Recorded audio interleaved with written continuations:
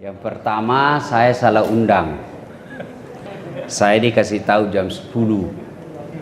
Jadi saya datanglah jam 10. Ternyata undangan jam 8. Jadi pada saat ini bukan saya yang salah, tapi yang mengundang saya. Yang kedua, coba buka catatan hidup saya yang ada di Google. Saya tidak pernah mondok, tidak pernah pesantren, tapi bisa jadi ustadz. Apa sebabnya? Salah satu diantaranya, saya rajin ikut lomba. Saya rajin ikut lomba, mulai saya waktu SMP. SMP di kampung. Masuk SMA, saya ikut lomba. Kalau ada lomba MTQ, saya masuk MSQ, Musabaqah Syarhil Quran. Saya ikut lomba pidato. Kalau saya kalah di kecamatan A, saya ikut lagi di kecamatan B. Saya rajin ikut lomba. Dan itu paling tidak enak kalau kita dapat giliran sudah tengah malam dan tidak ada penonton. Bayangkan kalau kita sudah siapkan ini naskah yang baik, tidak ada yang nonton. Yurinya juga sudah cakerudu. Coba itu sudah dilalui semua. Dan paling enak kalau kita di penampilan pertama dan banyak yang nonton. Biasa saya bawa PT-PT sama teman. Saya bilang kalau kita menang, kita bagi-bagi hadiah. Ada cara saya waktu ikut lomba. Ku bagi memang temanku 4 bagian. Kamu di situ, kau di sini, kamu di sini. Kalau saya angkat dan saya ada kata, saya kasih kode, kasih ini, tepuk tangan kona. Nah, tepuk tangan mereka terpengaruh yang lain. Ya, itu ada strategi. Jadi, adik-adik sekalian, lomba bukan sekedar mencari juara, tapi lomba adalah bagian dari menempa diri. Semakin sering kita ikut lomba, semakin kita tahu apa yang baik untuk diri kita. Jadi jangan kecewa ketika gagal, apalagi sampai memfitnah juri. Ada persekongkolan. Bukan persekongkolan, kau memang toh masih ada kekuranganmu yang mesti diperbaiki. Ya. Nah, dede-dede sekalian, jangan ada sakwa sangka. Pakesingi niatmu. Dulu kata orang Bugis, saya masih ingat sekali, setiap ada mau dilakukan, orang tua bilang, pakesingi memang ni niatmu nak. Pakesingi memang ni niatmu. Kasih bagus niatmu. Kalau niatmu baik, insya Allah bagus hasilnya. Ya, kejar hadiah, ya hadiah tuh jinu dapat. Ya, kalau kau tidak dapat hadiah, kecewa. Tapi kalau kita niat syiar Islam, saya mau hadir karena syiar Islam. Saya mau hadir supaya ini MTQ, Musabaqah Tilawatil Quran, banyak yang hadir. Kasihan kalau lomba idol, banyak pesertanya. Ngantri sampai berjemur. Kenapa MTQ kurang? Jawabannya karena memang masuk surga itu tidak gampang. Kalau ada orang bilang masuk neraka, masuk surga susah, masuk neraka gampang, tak balik. Justru masuk neraka yang gampang. Masuk surga yang gampang, masuk neraka susah. Apa maksudnya? Judi bayar, dapat polisi masuk penjara. Narkoba bayar, dapat polisi masuk penjara. Berzina bayar, didapat istri kacau rumah tangga. Iya toh? Dan itu semua penyebab masuk neraka. Sholat gratis, berjamaah gratis, mengaji gratis, pengajian gratis, naik haji kalau mampu pokok. Dan itu semua pintu masuk surga. Adik-adik sekalian, tidak banyak yang bisa saya sampaikan, tapi percayalah kehadiran kita di sini adalah sebuah ibadah. Insyaallah niat kita ingin menggembirakan, ingin meramaikan, ingin mensyiarkan Al-Quran. Masya Allah. Ada saatnya nanti Al-Quran akan menolong kita. Ada saatnya, pasti hakul yakin, ada saatnya Al-Quran yang akan menolong kita. Kalau di dunia ini Quran menjadi pegangan kita, ya kok dia gak kamu keteni kurangi, dia gak muite kurangi, dia membati-bati kurangi, dia tu natu nabati-bati kok mati kok. Begitu saja. Kalau kau tidak pernah urus Quran waktu di dunia, tidak pernah kau pegang-pegang Quran di dunia, tidak pernah kau lirik Quran di dunia, ya tidak lirik tongko itu nanti kalau mati mau diabaikan kita. Alhamdulillah. Adik-adik sekalian yang hadir, putri-putri cantik-cantik. Alhamdulillah. Cowok-cowoknya cakep-cakep. Tapi jantung aku baku lirik-lirik dulu. Ya kan? Nah, bedakan kita aktivis Islam dengan yang di luar. Bedakan kita orang yang selalu pegang Quran dengan orang yang ada di luar. Tentu ada bedanya. Kalau kita tidak ada beda, apa jipale? Nih, nah, saya kira demikian. Saya tidak tahu apa lagi mau kujelaskan. Nah, kalau ada yang mau bertanya, saya kasih waktu. Silahkan. Saya ini semenjak sakit, saya bilang bersyukur kalian yang sehat. Mau sekali mak saya rasa ceramah.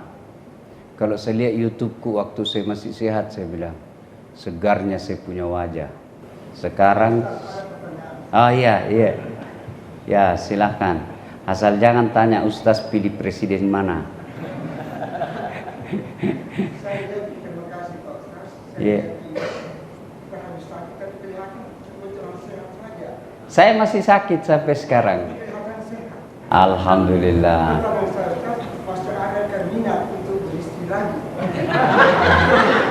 Kalau minat selalu ada, Pak. Cuma saya sayang istriku. Saya kalau Bapak tanya, masih minat ke Ustaz? Karena ini dalam masjid, tentu berdosa saya kalau bohong. Ya, kalau minat, selalu ada minat, Pak. Boleh dikata tiap hari. Cuma bukan saya takut sama istriku, saya sayang istri saya. Waduh, Bu, serius kah ini ya, Dede? Serius saya ini. Saya kan sudah 10 tahun sama Mama Nyece. Tapi boleh dikata tidak pernah sama. Jalan terus kerjaku kan waktu sehat. Paling pulang 1 hari, pergi lagi 1 minggu. Pulang lagi setengah hari, pergi lagi 15 hari. Begitu aja waktu saya sehat. Jarang saya serumah. Sekalinya saya sakit, barulah saya serumah. Apalagi saya waktu di rumah sakit di Singapura, saya bilang saya protes Allah kalau tidak masuk ini istriku surga. Meskipun umurnya masih sangat muda. Masih sangat muda istri saya itu, Pak. Kemarin Pak Husni Tandra datang ke rumah saya membesuk, nah kira anakku.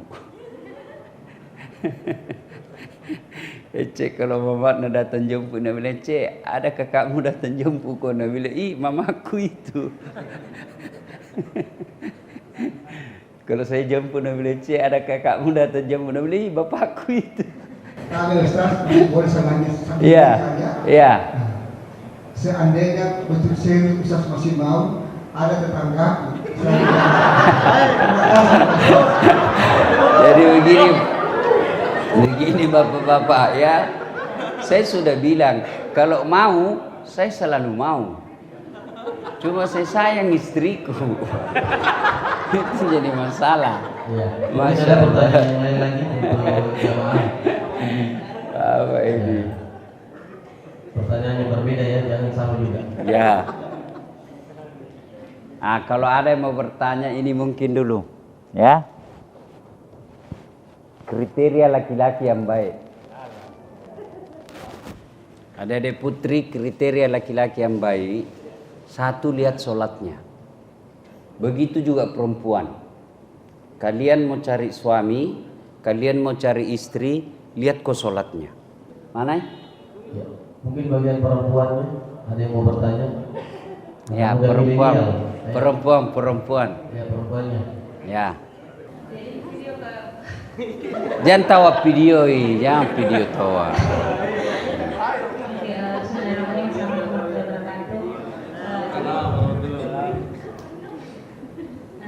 Mau kalau tanya Ustaz, bagaimana cara tahu ada temanku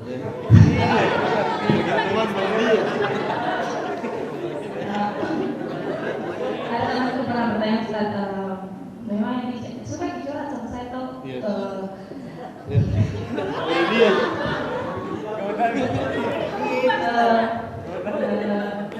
iya bertanya sama saya Ustaz, cuma tuh tidak tahu kak mau bilang apa sama dia, jadi mungkin mau tanya Ki, bagaimana caranya, dia bilang begini sama saya, bagaimana caranya yakinkan ini pasangannya untuk segera ini melarang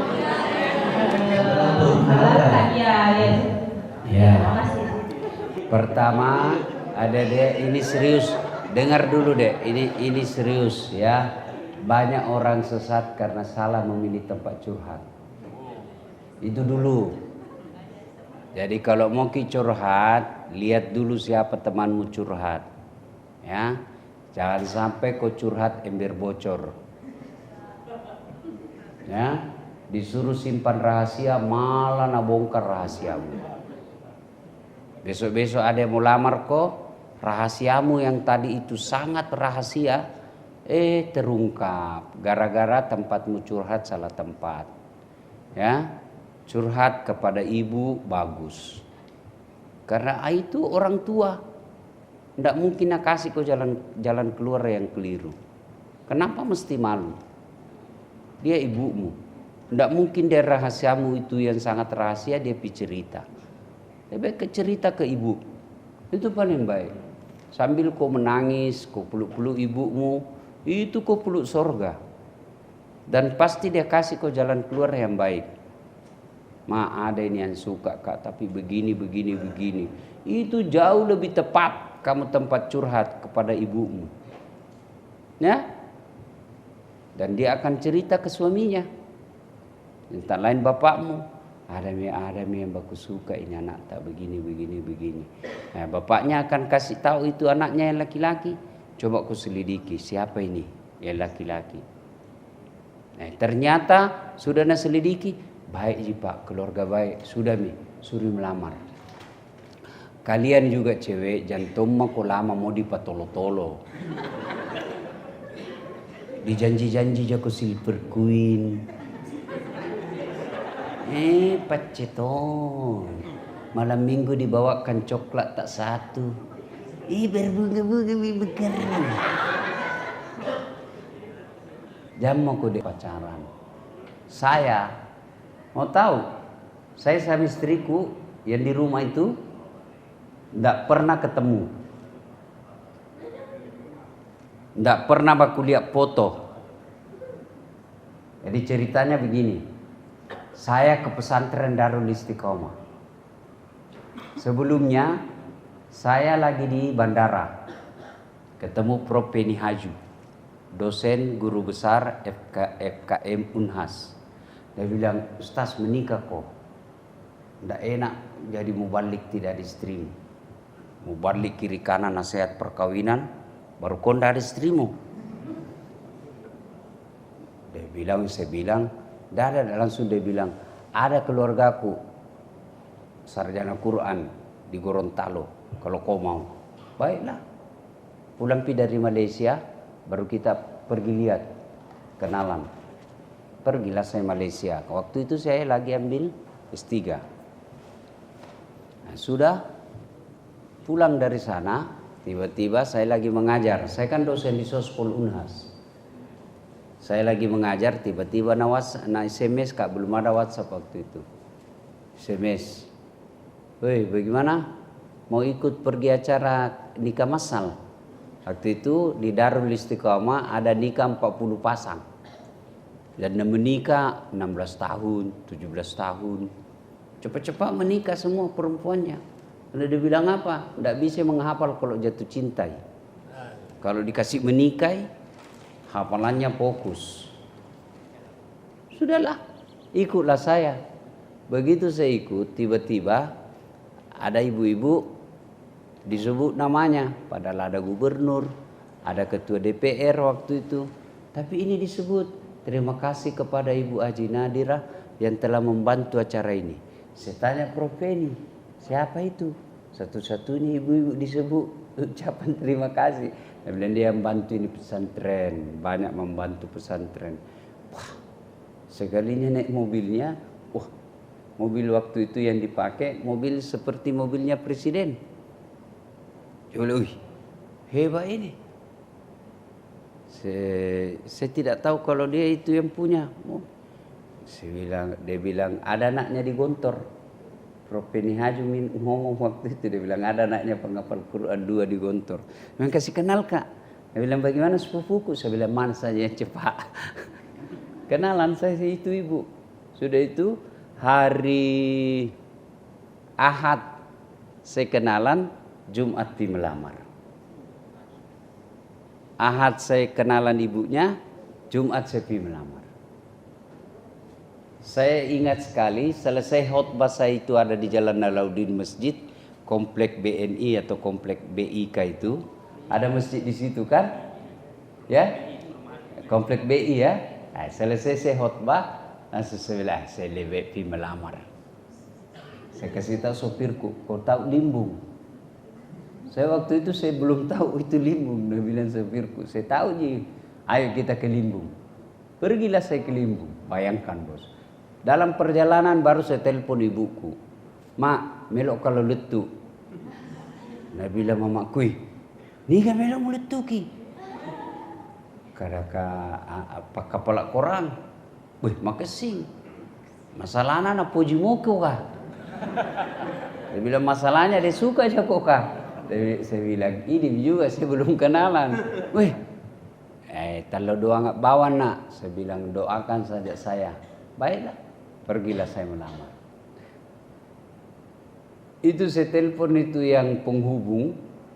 Dia cuma bilang pokoknya toko Nas Group. Itu Nas Group. Pergilah saya. Didapatlah itu. Enggak percaya saya bilang ini bilang Nas Group. Sampai saya tanya sopir, coba kok ini jika ini nih. Karena rumahnya kan itu di Limbung itu tinggi sekali. Sampai lagi saya masuk, pakai lift lagi rumahnya. Bayangkan kalau di kampung baru ada rumah pakai lift. Biasanya mall dipakai toh. Saya bilang dalam hatiku, saya bilang sama sopirku, pulang maki saja deh.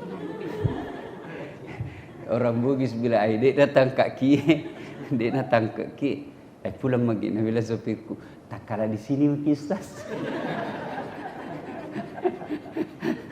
Naiklah saya di lantai 4. Langsung saya bilang, cerita dulu, saya perkenalkan siapa diriku. Cuma kan enggak boleh dengar semua orang. Jadi saya baku bisik-bisik nih, berdua, baku dekat sama ibu, saya panggilkannya ibu. Sudah itu cerita-cerita langsung saya bilang, ibu saya dengar ada beda anak tadi Gontor 2. Belum, iya ada 2 anakku itu di situ. Lagi menghafal. Ini bisa mau datang untuk melamar. Langsung apa nak bilang itu ibu? Subhanallah, dikabulkan doaku. Waktu saya umroh, memang saya berdoa, ya Allah kalau ada yang lamar anakku dan baik agamanya, siapapun dia, saya terima. Saya bilang dalam hati, masuk gigi 1. Amam ini, aku bilang amam Mika, aku bilang baik agama, penceramah nak kene. Kecuali nak bilang baik kerjanya mundur kak. Tuh, Nah bilang baik agamanya, aku bilang masuk kategori ini karena ke penceramah kondang tuh. Tapi belum Pak Kondang waktu itu, tuh belum banyak yang kenal saya, belum masuk, belum punya channel YouTube. Sudah itu langsung dia bilang, tapi saya bapaknya masih ada bapaknya lagi di Singapura. Tapi tenang maki, soal bapaknya saya punya urusan. Saya bilang lagi masuk gigi dua. Umumnya. Jadi adik-adik sekalian, jangan kau terbawa tradisi yang tidak ada faedah. Uang panai, ngapain uang panaimu banyak? Habis pesta, diambil memakmu. Lebih baik sunrangmu yang banyak. Mahar yang banyak, karena mahar itu haknya perempuan, tidak boleh diambil suami. Besok-besok mau kau cicil rumah, suamimu bisa pinjam dulu. Dek, ada dulu uang panai itu, uang mahar dulu 150 juta, bisa kasih pinjam dulu 100 juta. Itu berdosa kau kalau kau ambil itu. Harus kau, kalau kecuali dia bilang, dede, kenapa sih dia pinjam-pinjam? Dipakai berdua, itu halal nih. Nih, oke nih? Cukup kapan nih? Yang ketiga, ya. Iya Haji mungkin mau? Ada lagi cewek, ada yang mau bertanya? Itu saja deh, kalau mau kau dapat suami yang baik, lihat sholatnya. Itu mau saja. Kalau baik sholatnya, masa depanmu insya Allah bagus. Tapi kalau tidak beres sholatnya, jangan mau kau, biar dia gagah bagaimana, cerdas bagaimana, jangan kau percaya, Tuhannya saja dia tipu. Izin Ustaz. Iya Ustaz. Iya. Bismillahirrahmanirrahim. Assalamualaikum warahmatullahi wabarakatuh. Waalaikumsalam warahmatullahi wabarakatuh. Semoga Ustaz Dasar Rasid senantiasa diberikan kesehatan. Amin ya Allah. Pertanyaan saya Ustaz, di sini ada banyak teman-teman pengusaha. Tadi juga sempat hadir dari pemerintahan. Iya. Bagaimana seharusnya sikap kita sebagai pengusaha atau pemerintah, Ustaz Dasar bisa memberi pesan supaya giat-giat seperti ini itu bisa rutin berjalan, dan alhamdulillah kami melihat sponsor dari MPK kali ini luar biasa betul, memberikan apresiasi 1 unit rumah. Bagaimana supaya ini itu bisa rutin dilaksanakan dan meriah, supaya orang-orang yang memuliakan Al-Quran ini itu bisa kita muliakan. Terima kasih Ustaz. Terima kasih. Waalaikumsalam warahmatullahi wabarakatuh. Allah itu tidak pernah melarang kita jadi pengusaha. Bahkan Anda tahu kenapa Abu Bakar, Utsman itu gampang dan cepat masuk Islam? Karena persahabatannya dalam usaha. Itu kenapa Abu Bakar cepat masuk Islam, Utsman cepat masuk Islam, Abdurrahman bin Auf masuk Islam? Karena persahabatannya dalam usaha. Karena dia lihat ini Muhammad manusia yang tidak pernah bohong, manusia paling baik, tidak pernah merugikan orang. Dan begitu dinyatakan Nabi, mereka cepat mengakuinya. Nah, pengusaha, cuma satu cobaannya pengusaha. Kalau dia mampu lompati itu bakil, pelit, sekek, kikirigan lapak ujam batang. Kalau dia bisa lewati itu lebih gampang masuk surga daripada kita orang miskin. Apa mau kalahkan orang kaya? Sembayang kok, sembayangi juga. Puasa kok, puasa juga. Tahajud kok, tahajud juga. Mengaji kok, mengaji juga. Berjamaah kok, berjamaah juga. Tapi dia pergi haji, diam-diam maki kita, kan daruanta. Dia bangun masjid, diam-diam maki kita. Kita hanya menjadi buruh. Orang kaya yang pemurah, nomor 1 masuk surga. Kalau dia pemurah, maka penyakitnya orang pengusaha itu bakil, pelit. Nah, di situ masuknya setan. Nabi kok, bayar rumah aja ini hadiahnya, bisa kau jadikan modal. Nah, masuk misalnya setan. Jangan kok, yang kecil-kecil mau. Itu masuk lagi setan. Jangan pikir ketika sudah mau menyumbang, lewat sudah begini, lewat setan. Tidak, nagoda aku lagi. Kasih saja nanti yang kecil-kecil, biasa-biasa. Itu setan. Jadi untuk melewati semua itu adalah mohon pertolongan Allah Subhanahu wa taala. Dan lompatan yang paling penting bisa dilalui pengusaha kalau dia menjadi dermawan. Tidak ada memang tong kalah kalau dermawan orang pengusaha dan dia dermawan. Ya. Nah, cuma yang begini-begini adik-adik sekalian, upload, share di medsos kalian supaya ada syiar. Orang kan pasti kaget. Tahu MTQ hadiahnya rumah. Itu bisa membuat orang surprise. Hadiahnya tahu mengaji rumah. Ya kan? Dan luar biasa terhadap aktivis qori-qoriah. Tidak gampang tong itu mencari qori dan qoriah. Mudah-mudahan yang menang menjadi qori atau qoriah yang istiqamah mendendangkan Al-Quranul Karim. Saya masih ingat Ustadz Bahar, saya masih sering dulu lihat beliau ikut-ikut lomba di MTQ, ya, sama saya waktu itu.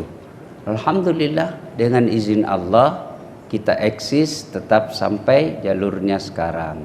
Alhamdulillah. Mudah-mudahan yang menang kalau mau ada masjid saya nanti kalau dia mau. Jadi imam di masjid saya, ada masjid saya bikin, ada ruang khusus imam. Jadi bukan bilang dibikinkan kamar kecil, jadi saya bikinkan tersendiri untuk imam. Ya. Ada kalau mau, ada di kampung saya. Itu lebih cantik lagi rumahnya imam. Saya kasih kamarnya ber-AC, lengkap dapurnya, ya. Pokoknya saya buat seperti rumah saya sendiri untuk imam. Nah, cuma agak jauh dia di kampung di Pinrang. Nanti ada finansial, tetap ada. Nah, kalau ada yang mau, silakan nanti hubungi nomor telepon dan nomor telepon atau langsung ke saya. Ada juga yang masjid yang lagi saya bikin di Talasak City. Nah, itu rumahnya juga imam saya pisahkan. Ya, memang rumah untuk imam. Ya, bukan bilang ini kan kalau di samping-samping tidak bisa masak. Tinggal hanya sekejap saja pergi. Ini rumah saya bikinkan untuk imam, untuk menghargai imam. Ya, karena kalau imamnya bagus, insya Allah baik. Imam di kompleks saya, ndak, artinya memang baik caranya membuat kita khusyuk sholat. Saya senang. Saya bawa umroh nanti, insya Allah bulan 7. Ya, rezeki kalau ada adik-adik sekalian. Bagus cara imamnya. Mudah-mudahan suatu ketika saya dengar di masjid, cocok jadi ini, ayo kita pergi umroh. Ya, ini nanti insya Allah bulan 7 ada 17 orang kita kasih umroh. 10 polisi, yang 7 imam dan marbot. Mudah-mudahan suatu waktu bisa umroh bersama saya insya Allah. Amin. Terima kasih. Terima kasih. Selamat bertanding, selamat berlomba. Mudah-mudahan yang menang Allah ridai, tidak membuat takabur, dan yang kalah semakin bersemangat untuk ikut lomba lagi.